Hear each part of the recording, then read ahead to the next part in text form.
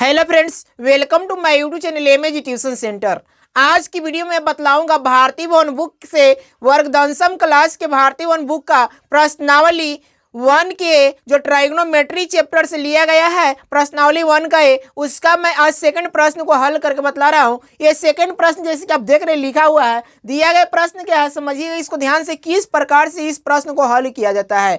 लिखा गया है एक समकोण त्रिभुज एबीसी में कोण बी बराबर 90 डिग्री। दिया गया है एक समकोण त्रिभुज एबीसी में कोण बी बराबर 90 डिग्री। समझिएगा प्रश्न को ध्यान से, कोण बी बराबर 90 डिग्री। यदि tan a बराबर 1 तो सत्यापित कीजिए कि 2 sin a into cos A बराबर 1। सीध क्या करना है, 2 sin a into cos A बराबर 1 लाना है। यही प्रश्न कर रहा है, इसी को क्या करना है, आपको सिद्ध करना है। तो पहले से ही मैंने एक समकोण त्रिभुज यहाँ पे बना रखा है। अब यहाँ पे देखिए क्या क्या कह रहा है उसको समझिएगा। प्रश्न में दिया गया हमें, प्रश्न में क्या दिया गया है समझिएगा ध्यान से। प्रश्न में पहले तो दिया गया है यहाँ पे कि tan a बराबर 1, ठीक है, tan a बराबर 1 प्रश्न में पहले से ही दिया गया है। सबसे पहले यहाँ पे ये समझ लेना है। तो यहाँ पे हम प्रश्न में जो दिया गया उसको हम लिख लेते हैं। दिया गया क्या है, tan a बराबर क्या दिया गया है, 1 दिया गया है। अब tan a बराबर जब 1 दिया गया है तो इसका मतलब क्या होगा, ठीक है, क्योंकि यहाँ पे हमें सिद्ध करने के लिए तीनों भुजा को गणना करना पड़ेगा। तो भुजा गणना करने की विधि आप नहीं जा रहे हैं तो आप इसका बेसिक जो मेरा वीडियो है ट्राइगोनोमेट्री का उसको आप देख सकते हैं। चलिए मैं इस पे भी बतला रहा हूँ किस प्रकार से ट्राइगोनोमेट्री में समकोण त्रिभुज के तीनों भुजा को ज्ञात किया जाता है। तो सबसे पहले यहाँ पे समझिए तीनों भुजा ज्ञात करने के लिए आपको दो भुजा कम से कम मालूम होना चाहिए, ठीक है। समकोण त्रिभुज में तीसरी भुजा ज्ञात करने के लिए कम से कम दो भुजा मालूम होना चाहिए, लेकिन यहाँ पे एक भी भुजा में ज्ञात नहीं है। तो एक भी भुजा ज्ञात नहीं तो प्रश्न को हल करने में थोड़ा सा मुश्किल होगा, लेकिन मुश्किल यदि आप इस वीडियो को पूरा अच्छे से देख लेते हैं तो थोड़ा सा भी काई नहीं होगी, आप आसानी से उसको हल कर लेंगे। चलिए यहाँ पे दिया गया क्या प्रश्न में दिया tan a बराबर 1। यहाँ पे हम tan थीटा का सूत्र जानते हैं, tan a बराबर सूत्र जानते हैं, उस सूत्र को हम समझेंगे। यहाँ पे सूत्र देखिए क्या होता है tan a बराबर, तो tan a बराबर सूत्र जो होता है लंब बटा आधार होता है। याद रखेंगे, नहीं याद होगा तो याद कर लीजिएगा।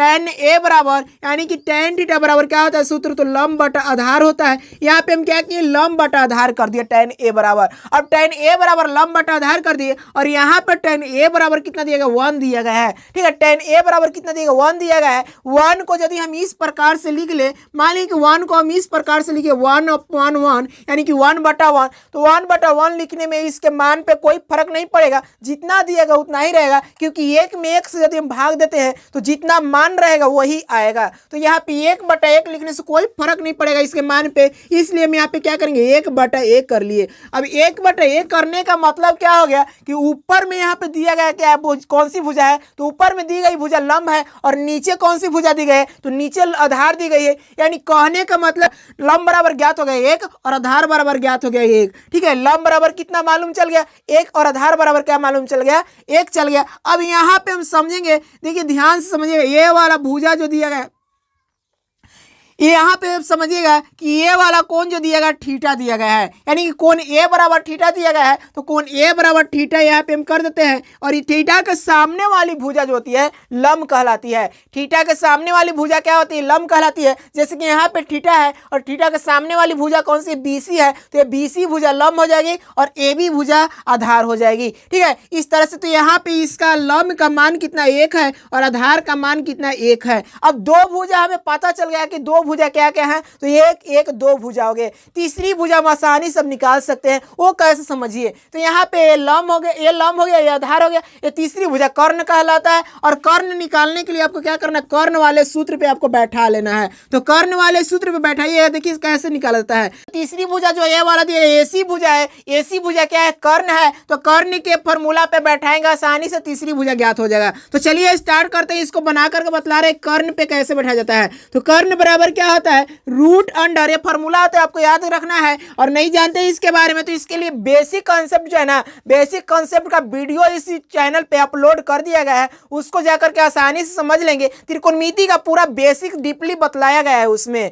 यहाँ पे कर्ण बराबर क्या होगा, तो कर्ण बराबर होता है रूट अंडर लंब का वर्ग प्लस आधार का वर्ग, यही फॉर्मूला होता है। इस फॉर्मूले पे हम क्या करते हैं, अब इसको बैठाते हैं। लंब बाबू दिया गया यहाँ पे, लंब बराबर कितना दिया गया है, तो लंब दिया गया 1 का वर्ग करेंगे प्लस आधार दिया गया 1 का वर्ग करेंगे। यहाँ पे 1 का वर्ग करने पे कितना हो जाएगा, 1 हो जाएगा, तो 1 का वर्ग करेंगे तो 1 होगा, और 1 का वर्ग करने पर 1 आया। अब इसको ऐड करेंगे तो कितना हो जाएगा, √2 के बराबर हो जाएगा। ठीक है, √2 के बराबर हो जाएगा, और √2 का वर्गमूल पूरा नहीं निकलता, पॉइंट में निकलता है, इसलिए हम इसको क्या करेंगे, इतना ही पे छोड़ देंगे। यानी कि कर्ण का वैल्यू कितने के बराबर आ गया, √2 के बराबर आ गया। कर्ण का वैल्यू कितने के बराबर आ गया, √2 के बराबर आ गया। अब 3 भुजा हमें पता चल गया, तीनों भुजा को हम आसानी से निकाल लिए, ज्ञात कर लिए। अब इसको क्या करना है, जो भी प्रश्न में सिद्ध करने के लिए दिया गया उसको आसानी से हम सिद्ध कर लेंगे। जैसे कि सिद्ध करने के लिए क्या दिया गया है, सिद्ध करने के लिए दिया 2 sin a into cos a बराबर 1।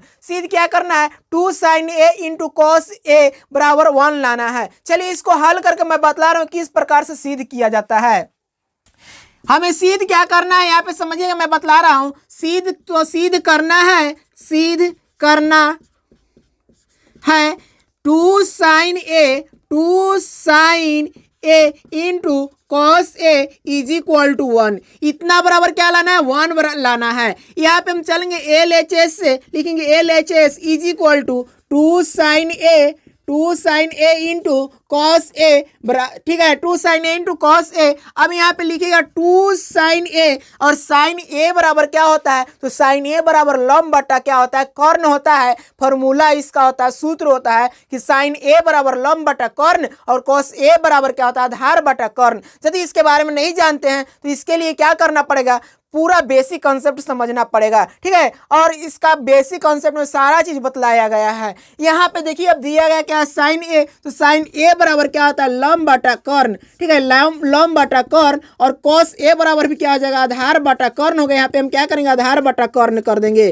ठीक है, आधार बटा कर्ण। अब क्या करना है, ये जो दिए गए मान है इस त्रिभुज में, इन मान को हम क्या करते हैं, बारी बारी से हम इस पे बैठाते हैं। जैसे कि अभी क्या बोले थे सबसे पहले कि यहाँ पे थीटा कौन सा ए वाला है, तो ए वाला थीटा कौन होगा, तो लंब कौन सा हो जाएगा, ए वाला हो जाएगा। यानी कि थीटा के सामने वाली भुजा लंब ए, तो लंब ए होगा तो ये आधार हो जाएगा। ठीक है, ये आधार हो जाएगा, और कर्ण बाबू कभी बदलता नहीं, यानी कि कर्ण जो है वही रहेगा। ठीक है, इस तरह से। अब यहाँ पे दिया गया क्या, 2 गुने लंब, तो लंब का मान कितना है, 1 है, तो यहाँ पे 1 करिएगा। और कर्ण का मान कितना है, तो कर्ण का मान √2 है। यहाँ पे हम क्या करेंगे, √2 गुना फिर करेंगे, आधार दिया गया है तो आधार कितना 1 है, यहाँ पे हम 1 करेंगे, और कर्ण कितना है, तो √2 है, √2 करेंगे। इस प्रकार से इन सभी को गुना करिएगा तो कितना हो जाएगा, ऊपर का हो जाएगा 2, ठीक है, और नीचे कितना, √2 को √2 से गुना करने पे कितना आ जाएगा, 2 हो जाता है, और 2 से 2 कट जाएगा तो कितना आएगा, 1 आएगा, जो कि हमें लाना कितना था, 1 ही लाना था। ठीक है, 1 लाना था तो 1 आ गया।